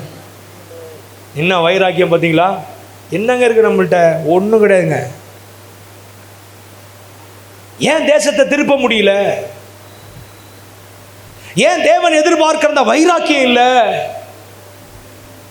ஏன் தேவன் பக்கம் ஜனங்களை இன்னும் மாற்ற முடியலையே? ஆண்டவர் சொன்னார், நான் அனுப்புவேன்னு சொன்னாரு. எலியாவின் ஆவியை அனுப்புவே, பிதாக்களுடைய இருதயத்தை பிள்ளைகளிடத்தில், பிள்ளைகளுடைய இருதயத்தை பிதாக்களிடத்தில் திருப்புவான்னு சொன்னாரு. அந்த திருப்புகிறது இல்லையே. ஆண்டவருக்காக வெகு பக்தி வைராக்கியம். 1 சாமுவேல் 17ஆம் அதிகாரத்தில் வாசிக்கிறோம். சாமுவேல் போய் யுத்த களத்தில் போய் நிற்கிறான். எல்லாரும் அவனை டிஸ்கரேஜ் பண்றாங்க. எதுக்கு வந்த? ஏன் வந்த? உன்னெல்லாம் யுத்தம் பண்ண முடியாது. டவுட் பண்றாங்க. அவனுக்கு விரோதமா பல காரியம் நடக்குது. கொஞ்சம் ஆட்டை எங்க விட்டுட்டு வந்த? சகோதரர்கள் எதிர்க்கிறாங்க.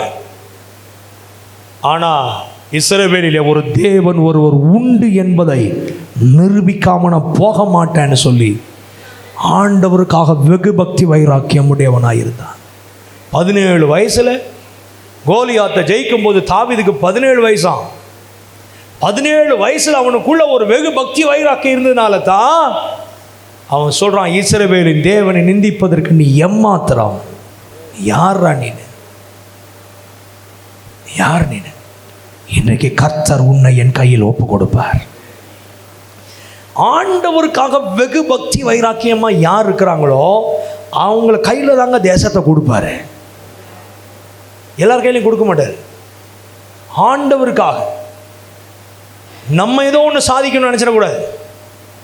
ஆண்டவருக்காக, ஆண்டவருடைய நாம மகிமைக்காக, தேவ ராஜ்யம் கட்டப்படுவதற்காக, ஆண்டவருக்காக யார் செயல்படுறோமோ அவங்க கையில் தான் தேசத்தையே கொடுப்பார். அவன் சும்மா சாதாரணமான ஆளாக தான் இருப்பாங்க. அவங்க திறமை உள்ள ஆளாக இருக்க மாட்டாங்க. இந்த எலியா யார் தெரியுமா? ஆண்டவருக்காக வெகு பக்தி வைராக்கியம் உள்ளவன். என்னாகமம் 25ஆம் அதிகாரம் நீங்கள் 11ஆம் வசனம் 13ஆம் வசனத்தில் பிணைக்காசை குறித்து வாசிக்கிறோம். அவன் கர்த்தருக்காக வெகு பக்தி வைராக்கியம் உள்ளவனாக இருந்தான். வெகு பக்தி வைராக்கியம் உள்ளவனா. அவன் மூலமாக தான் வாதை நிறுத்தப்பட்டது. என்னாகமம் 25:13 வாசிக்கிறோம். எனக்காக வைராக்கியம் பாராட்டினபடினால் பிணைக்காஸ் குடும்பத்தில் ஆசாரியன் இல்லாமல் போவது இல்லை என்று ஆண்டவர் வாக்கு பண்றார். ஆசாரியன் இல்லாமல் போவது இல்லை. ஆண்டவர் நம்மளுக்கு புது புது வாக்கு கொடுப்பார். உன்னை நான் இப்படி பயன்படுத்துவேன்னு சொல்லுவாருங்க. உங்க சந்ததி ஆசீர்வதிப்பார். ஆண்டவருக்காக வெகு பக்தி வைராக்கியமா இருக்கிறோமா? தோமா, ஏற்கனவே நான் இங்கே வந்திருக்கும் போது சொல்லியிருக்கேன். தோமா வந்தார் இஸ்ரவேல் தேசத்திலிருந்து இந்தியாவுக்கு. வரும்போது இப்போ தான் கைபர் கணவாய், அப்போல்லாம் சுற்றி வரணும். அப்போல்லாம் கல்ஃப் கண்ட்ரி சுற்றி தான் என்ன செய்ய முடியும், கேரளாவுக்கு வர முடியும். அப்படி சுற்றி வரும்போது ஓமன்ற தேசத்தில் வரும்போது தோமா வந்த கப்பல் ரிப்பேர் ஆயிடுச்சு. உடனே ஓமன் பக்கத்தில் அதை ஒதுக்கி அதை சரி செஞ்ச பிற்பாடு தான் வண்டி கப்பல் ஓடும் அப்படின்ற சூழ்நிலை. அதனால் கரை ஒதுங்கிடுச்சு. அந்த ஓமனில் சில நாட்கள் தங்க வேண்டியது இருந்தது. அந்த நாட்களில் தோமா கப்பலை விட்டு இறங்கி ஓமன்ற பட்டணத்துக்கு போய் ஜனங்களை ரட்சிப்பு நடத்தி தேவனுடைய வல்லமை வெளிப்படுத்தி அந்த இடத்துல அந்த நாளில் ஒரு சபையை ஸ்தாபிச்சிட்டார். ஆண்டவருக்காக வெகு பக்தி வைராக்கியமாக இருக்கிறவங்க எப்படி இருந்திருக்காங்க பார்த்தீங்களா? அவங்க சும்மா இருக்க மாட்டாங்க. ஏதாவது ஒன்று ஆண்டவருக்காக செய்யணும்னு நினைப்பாங்க. ஏதாவது ஒன்று செய்யணும், ஏதாவது ஒன்று காரியம் நடக்கணும். கர்த்தருடைய நாமத்திற்கு மகிமை உண்டாவதாக. விக்கிரங்களால் நிறையப்பட்ட அத்தனை பட்டணத்தில் பவுல் வந்தபோது ஆவியிலே வைராக்கியம் கொண்டான். அல்லேலூயா. நமக்கு தேவை என்னன்னா அந்த வைராக்கியத்தில் தாங்க எல்லாத்தையும் இழப்பாங்க. அந்த வைராக்கியம் ஒரு மனுஷனுக்குள்ள வந்துட்டா ஆண்டவருக்காக நம்ம எல்லாத்தையும் வாங்குறது ஒரு அனுபவம். இப்போ விசுவாசத்தில் நம்ம எல்லாத்தையும் வாங்கிக்கிறோம், பெற்றுக்கொள்கிறோம். இதை நான் இந்த மாதிரி எனக்கு எதுவுமே இல்லாமல் இருந்துச்சு, நான் ஆண்டவர் நம்பினேன், இதை கொடுத்தாருன்றது ஒரு சாட்சி, அது ஒரு அனுபவம். ஆனால் மோசே விசுவாசத்தில் பெரியவனான போது, எபிரேயர் 11 வாசிக்கிறோம்ல, மோசே விசுவாசத்தில் சொல்லுங்க பெரியவனான போது அப்படின்னு என்ன அர்த்தம்?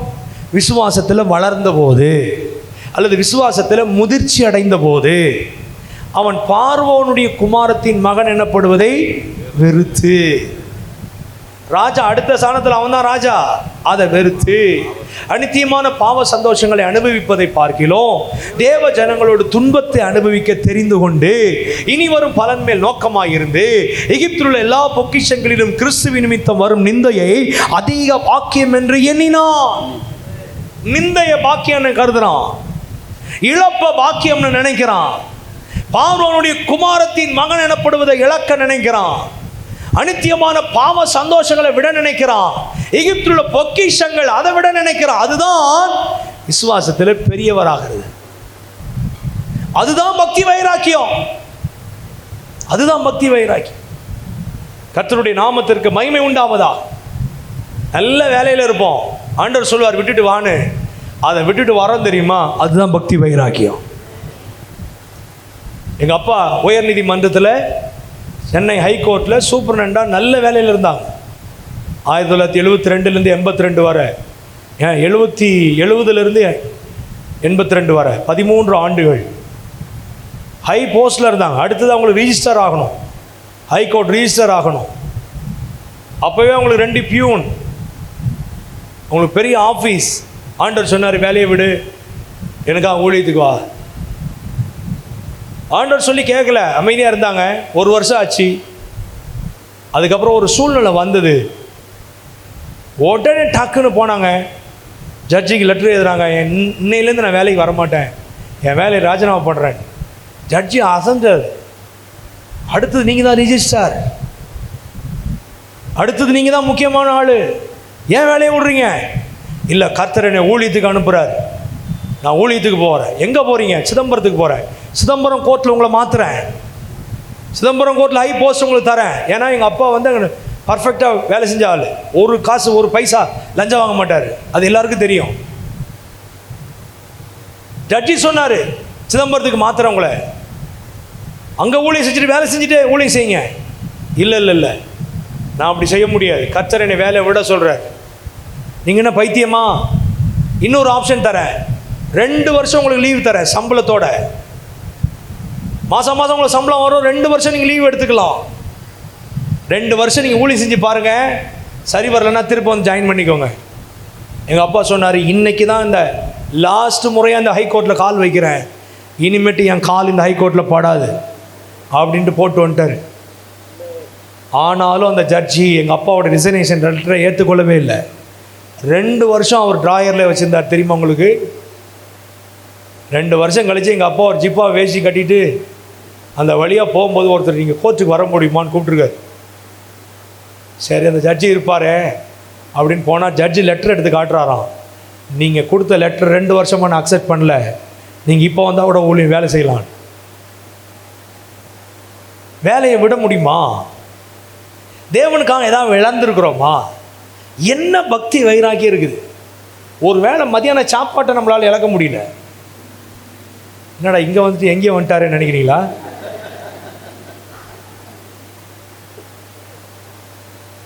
ஏதோ ஒரு காரியத்தை இழக்க முடியலையே. இவன் ஆண்டவருக்காக வெகு பக்தி வைராக்கியம் உள்ளவன். சாதாரண ஆள் கிடையாதுங்க எலியா. சாதாரண ஆள் கிடையாது, பெரிய தீர்க்கதரிசி. அவன் சொன்ன அக்கினி வரும், அவன் சொன்ன மழை பெய்யும், அவன் சொன்ன உயிரோடு இருக்கிறவன் செத்தவன் உயிரோடு எழும்புவான். ஆனால் கர்த்தர் சொல்றாரு, ஏய் நீ போய் கேரி தாற்றங்களில் போய் ஒழிச்சிக்க போன்ட்டார். என்ன சொன்னார்? அங்கே போய் ஒழிச்சிக்கணும். இப்போ நம்மளாக இருந்தால் என்ன சொல்லியிருப்போம்? நம்ம எவ்வளோ பெரிய தீர்க்கதரிசி, என்னைய போய் கேரி தாற்றங்களில் ஒளி சொல்லி அங்கே போய் எப்படி ஒழிய முடியும்? யார் எனக்கு சாப்பாடு கொடுப்பா? இல்லை காக்கா வந்து ஒன்று கொடுக்கும். சும்மா ஒரு வேலை கிடையாது, காக்கா வந்து கொடுக்குமா? காக்கா எப்படி கொடுக்கும்? கொடுக்கும். போ. ஆண்டவர் மேலே உள்ள பக்தி வைராக்கியம் தாங்க நம்ம அவரை கண்மூடித்தனமாக அவரை நம்ப வைக்கும். அவர் சொன்னது அத்தனையும் செய்ய வச்சிருங்க. பக்தி வைராக்கியம் இல்லாதனால தான் அவர் சொல்கிறதுக்கு ஒரு கேள்வி போடுவோம் நம்ம.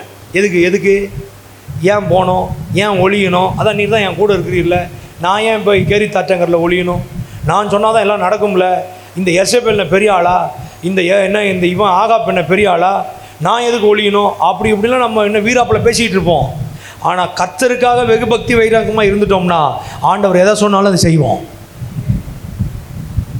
ஆண்டவர் சொல்லி லூசுத்தனமாக இருக்கும் சில டைமில், என்னடா இப்படி சொல்கிறாருன்னு. ஆனால் அதை செய்யணும்னு நினைப்பார் ஆண்டவர்.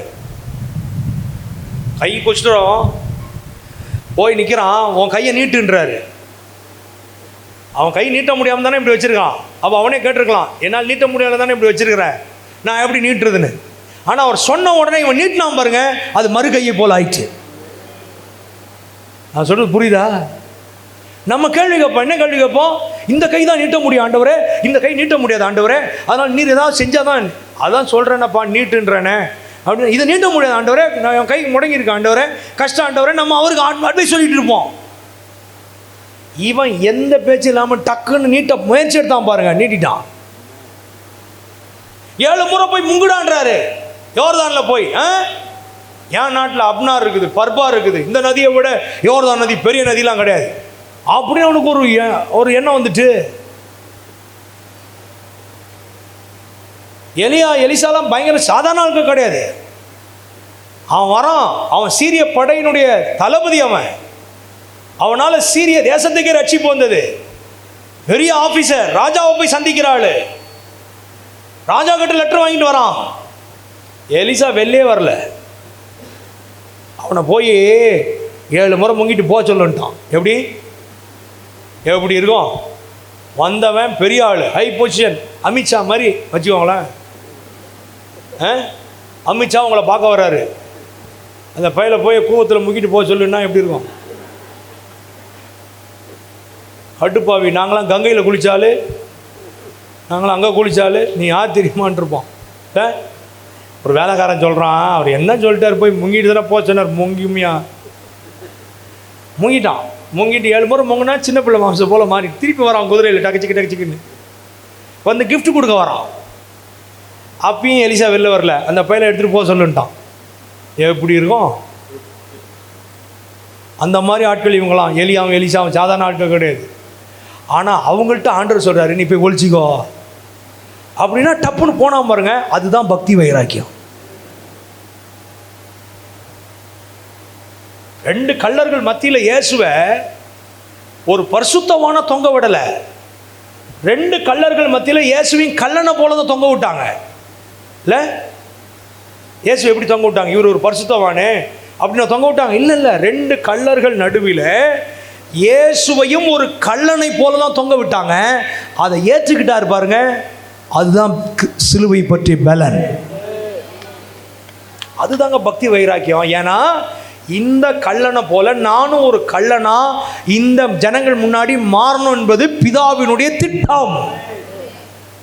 அதுதாங்க பக்தி வைராக்கியம். நம்ம எதை பக்தி வைராக்கியம் நினைக்கிறோம்?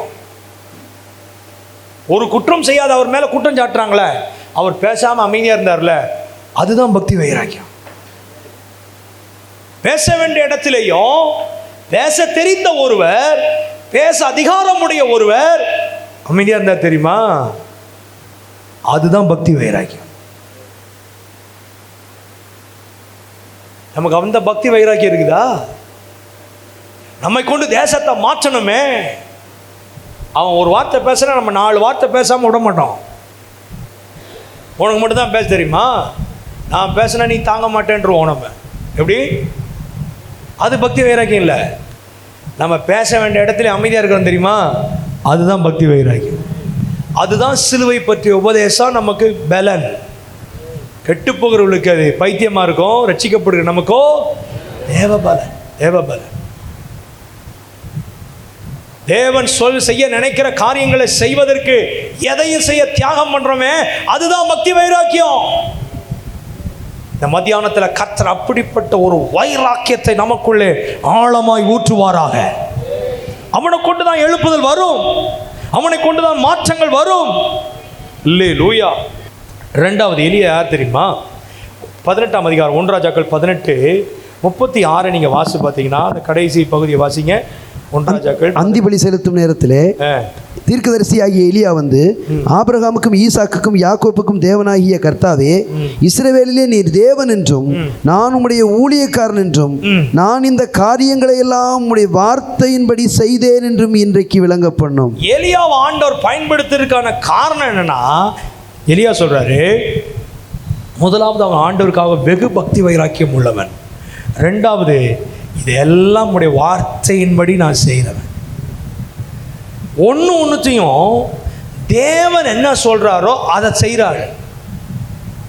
இனி கர்த்தர் நம்மளை பயன்படுத்தணும், கர்த்தர் நம்மளை உபயோகப்படுத்தணும், கர்த்தர் தேசத்தை ஜனங்களை தேவன் பக்கம் திருப்பணும், தேவனை ஜனங்கள் பக்கம் திருப்பணும் அப்படின்ற ஒரு ஆளை நம்ம இருக்கணும்னா, ஒன்றுத்தையும் கர்த்தர் சொல்றபடி செய்கிற ஆளாக நம்ம மாறிடணும். ஆமென். அல்லேலூயா. இதையெல்லாம் உம்முடைய வார்த்தையின்படி செய்தேன், இதெல்லாம் உம்முடைய வார்த்தையின்படி செய்தேன். இந்த அனுபவம் நமக்குள்ள இருந்துட்டா போதுங்க. இதுதான் நம்மளை பயன்படுத்தும், இதுதான் நம்மளை உபயோகப்படுத்தும். ஆமென். ஆண்டவர் என்ன சொன்னாலும் செய்வார் இந்த எலியா. அதான் நான் ஏற்கனவே சொன்னல, நீ ஆகாப்புக்கு போய் நீ உன்னை காண்பி அப்படின்னு சொல்லுவார். ஏன்னா இந்த ஆகாப்பும் எசபேல் தான் இவன் தலை எடுக்க ரெடியாக இருக்கிறாங்க, உன்னை அவனை கொல்றதுக்கு ரெடியாக இருக்கிறாங்க. ஆண்டவரே, என்னையை கொல்றது ரெடியாக இருக்கிறான், என்னையை போய் காவு வாங்க நினைக்கிறீரு, நீ அப்படிலாம் செய்யக்கூடாது, நான்லாம் முன்னாடி போய் நிற்க மாட்டேன் அப்படி சொல்லலை எலியா. தப்புன்னு போய் நின்றுவார். ஆண்டவர் சொல்லிட்டாருன்னா, ஆண்டவர் சொல்லுவார், கேரி தாத்தங்கள் போய் ஒழிச்சிக்கோன்னு. ஆண்டவர், ஆத்தங்கரில் போய் நான் எப்படி ஒழிய முடியும்? நான் குழி தோண்டி தண்ணி கடியில் உட்கார முடியும்? எங்கேயாவது ஒரு நல்ல அரண்மனையை காட்டும், அல்லது எங்கேயாவது ஒரு செப்பரேட்டாக ஒரு இடத்த காட்டும், அங்கே போய் ஒழிச்சிக்கிறேன். இந்த ஆத்தங்கரில் நான் எப்படி ஒளியுறது அப்படிலாம் பேச மாட்டார். போய் ஆத்தங்கரில் போய் ஒளிஞ்சிக்கோ அப்படின்னா அங்கே போயிடுவார். கரெக்டா? அது முடிஞ்ச உடனே விதை வீட்டுக்கு போனான்னா என்ன வருது? அவனே சாப்பிட்டு சாவ போறா. அங்கே போனால் அங்கே போயிடுவார். எதா சொன்னாலும் செய்வார், எதா சொன்னாலும் செய்வார். கர்த்தர் வானத்தை அடைக்க சொன்ன அடைப்பார், வானத்தை திறக்க சொன்னா திறப்பார். எதை சொன்னாலும் ஆண்டவர் எதை சொன்னாலும் செய்கிறாள். கர்த்தருக்கு மகிமை உண்டாவதாக, கர்த்தருக்கு ஸ்தோத்திரம் உண்டாவதாக. ஆண்டவர் சொல்றதை செய்கிறோமா? ஆண்டவர் சொல்றதை செய்கிறோமா? நம்ம எதை சொன்னாலும், ஆண்டவர் எதை சொன்னாலும் அவர் செஞ்சிருவார். இன்னைக்கு இந்த மத்தியானத்தில் ஆண்டவர் நம்மிடத்தில் எதிர்பார்க்கிற காரியம் அதுதான். நான் வந்து கர்த்தருடைய வார்த்தையின்படி செய்கிறேன்ற ஒரு திருப்தி நமக்கு இருக்கணும். கர்த்தர் சொன்னாரா, கர்த்தர் இதை செய்ய சொன்னாரா? நம்மளுக்கு நிறைய ஆப்பர்ச்சுனிட்டி வருங்க, நம்மளுக்கு நிறைய வாய்ப்புகள் வரும், நம்மளுக்கு நிறைய காரியங்கள் நடக்கும். இதெல்லாம் கர்த்தர் தான் சொல்கிறாரா அப்படின்ற ஒரு கேள்வி கேட்கணும். இந்த இடத்துக்கு இந்த திண்டுக்கலுக்கு போக கர்த்தர் சொல்கிறாரா அப்படின்னு நான் ஒரு கேள்வி கேட்கணும். அதுதான் நம்மளை கூப்பிட்டாங்க, போஸ்ட் அடிச்சிட்டாங்க, வந்துட்டோம் அப்படின்னு வந்துடக்கூடாது. நம்ம யோசிக்கணும். நான் எப்போது கூப்பிட்டா எவ்வளோ பெரிய மீட்டிங் இருந்தாலும் யோசிப்பேன். அப்படியா, சரி அப்படி மனசுக்குள்ளே ஜோம் பண்ணுவேன். ஆண்டவரே போகலாமா, வேணாமா? இது என்ன சொல்கிறீங்க? நமக்குள்ள ஒரு சமாதானம் வரும், நமக்குள்ள ஒரு காரியம் வரும், அப்போ தான் போகணும். நீங்கள் பாருங்களேன், இயேசு பாருங்களேன், யோவான் 5ஆம் அதிகாரம், யோவான் 5ஆம் அதிகாரம், பிதா செய்ய குமாரன் காண்கிறது எதுவோ 19ஆம் வசனத்தில், அப்பொழுது இயேசு அவர்களை நோக்கி, மெய்யாகவே மெய்யாகவே நான் உங்களுக்கு சொல்லுகிறேன், மெய்யாகவே மெய்யாகவே நான் உங்களுக்கு சொல்லுகிறேன், பிதாவானவர் செய்ய குமாரன் காண்கிறது எதுவோ, நல்ல கவனிங்க, பிதாவானவர் செய்ய குமாரன் காண்கிறது எதுவோ அதையே அன்றி வேறு ஒன்றையும் தாமாய் செய்ய மாட்டார். இந்த ஒரு வார்த்தைக்கு பதில் சொல்ல முடியுமாங்க? இந்த ஒரு வசனத்துக்கு நம்ம பதில் சொல்ல முடியுமா? அவரால் எல்லாம் செய்ய முடியும். வானத்திலும் பூமியிலும் சகல அதிகாரம் அவர் கொடுக்கப்பட்டிருக்கிறது. அவர் சொல்ல ஆகும், அவர் கட்டளையிட நிற்கும். காற்றும் கடலும் அவருடைய வார்த்தைக்கு கீழ்ப்படியும். லாசருவே வெளியே வானா வந்துடுவான். அவரால் எல்லாம் முடியும். ஆனால் அவர் சொல்றாரு, பிதாவானவர் செய்ய குமாரன் காண்கிறது எதுவோ அதே அன்றி ஒன்றையும் தாமா செய்ய மாட்டார். ஆஹா, இந்த வசனத்தை எழுதி போடுங்க வீட்டில். எனக்கெல்லாம் ரொம்ப ஆசை, சில வசனம்லாம் வீட்டில் எழுதி போட்டால் எப்படி நல்லா இருக்கணும். ஏன்னா இயேசுவுக்கு பாருங்களேன், அவருக்கு நான் என்னுடையவன் அல்லன்ற ஆழமான எண்ணம் இயேசுவுக்கு உண்டு. இயேசு இந்த பூமியில் அவர் தாங்க தெய்வம், அவர் தான் 100க்கு 100 தெய்வம், அவர் தான் மனிதன், எல்லாமே அவர் தான்.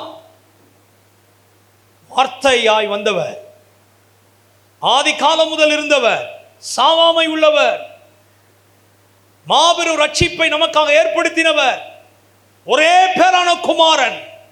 அவர் எதை சொன்னாலும் ஆண்ட பிதா செய்வார். ஆனால் அவர் பாருங்களேன், நான் எனக்குரியவன் அல்ல, பிதா என்ன செய்கிறாரோ அதை நான் அவர் மேலே தான் கண்ணை வச்சுருப்பேன், அவர் செய்கிறத நான் பார்த்துக்கிட்டே இருப்பேன்.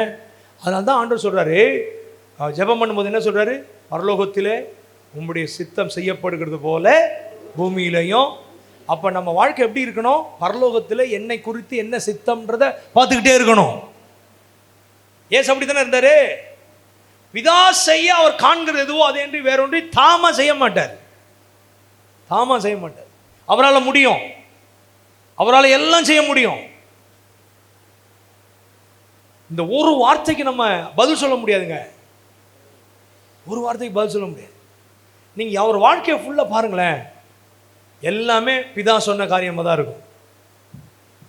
நீங்கள் ரோமர் 15ஆம் அதிகாரம் 3ஆம் வசனத்தை நீங்கள் வாசி பார்த்தீங்கன்னா, கிறிஸ்துவும் தமக்கே பிரியமாய் நடவாமல். போதும். இயேசு கிறிஸ்து 33 வருஷம் உயிர் வாழ்ந்தாரா? அந்த 33 வருஷத்தில் தமக்கே பிரியமாக நடக்கலை. நம்ம எப்படி நடக்கிறோம்? எனக்கு எது பிடிச்சதோ அப்படி தான் நடக்கிறோம் பாஸ்டர். எனக்கு பிடிச்ச மாதிரி கல்யாணம் பண்ணியிருக்கேன், எனக்கு பிடிச்ச மாதிரி ட்ரெஸ் பண்ணுறேன், எனக்கு பிடிச்ச மாதிரி வண்டி வாங்கியிருக்கேன், மெட்ராஸ் பாஷையில் பிடிச்சோம், எனக்கு பிடிச்ச மாதிரி இப்படின்ட்டு நம்ம எல்லாம் நம்ம பிடிச்ச மாதிரி தான் செய்கிறோம்ல. நம்ம பிடிச்ச மாதிரி நேரத்துக்கு வருவோம், பிடிச்ச மாதிரி நேரத்துக்கு போயிடுவோம். எல்லாமே நமக்கு பிடிச்ச மாதிரி தான் நடப்போம். தூய தமிழில் நமக்கு பிடித்த மாதிரி நாம் நடப்போம். ஆனால் அவர் 33 வருஷத்தில் தமக்கே பிரியமாய் நடவாமல்.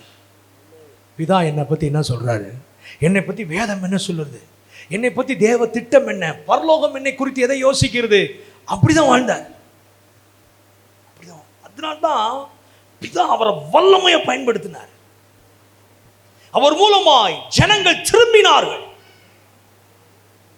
எருசலேம், யூதயா, யோர்தானுக்கு அப்புறத்தில் தெக்கப்போலி, கலிலேயா, இதெல்லாம் தேடி ஜனங்க வராங்க அவர் தேடி.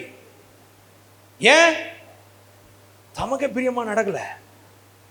எலியா சொல்றாரு, இதெல்லாம் உங்களுடைய வார்த்தையின்படி நான் செய்கிறேன். ஜெபிக்க வந்திருக்கிற உங்களுக்கு 2 காரியத்தை காலையில் உங்களுக்கு பதிப்பிக்கிறேன். 2மே முக்கியமானது. ஒன்று எதை சொல்லுங்க? வைராக்கியம், வெகு பக்தி வைராக்கியம். 2வது ஒன்று அவர் வார்த்தையின்படி செய்யணும். ஆண்டவர் சொல்லுவார், இப்போ முடி, இதுக்கு மேலே தாங்காது அப்படின்னு சொன்ன உடனே என்ன செய்யணும்? எழும்பு. இதை பற்றி இன்னும் பேசிகிட்டே போவேன், ஆனால் பாவம் உங்களை பார்த்தா பரிதாபமாக இருக்குது. ஏன் சாப்பிட்டுட்டு சீக்கிரம், எவ்வளோ சீக்கிரம் வந்தீங்கன்னா அவ்வளோ சீக்கிரம் வந்து நான் உங்களுக்கு பேசுவேன், சரியா? எனக்கெல்லாம் ஒரு ஸ்டென்ட் வச்சுருக்குறாங்க. 2021 ஹார்ட் அட்டாக் வந்து ஒரு ஸ்டென்ட் வச்சுருக்கு. நான்லாம் நின்றுலாம் இப்படி பேசவே முடியாது. ஆனால் அவர் சொல்கிறாரு நின்று பேசுகிறேன். நம்ம ஜீவன் என்னைக்கு போகணும்னு தெரியாது.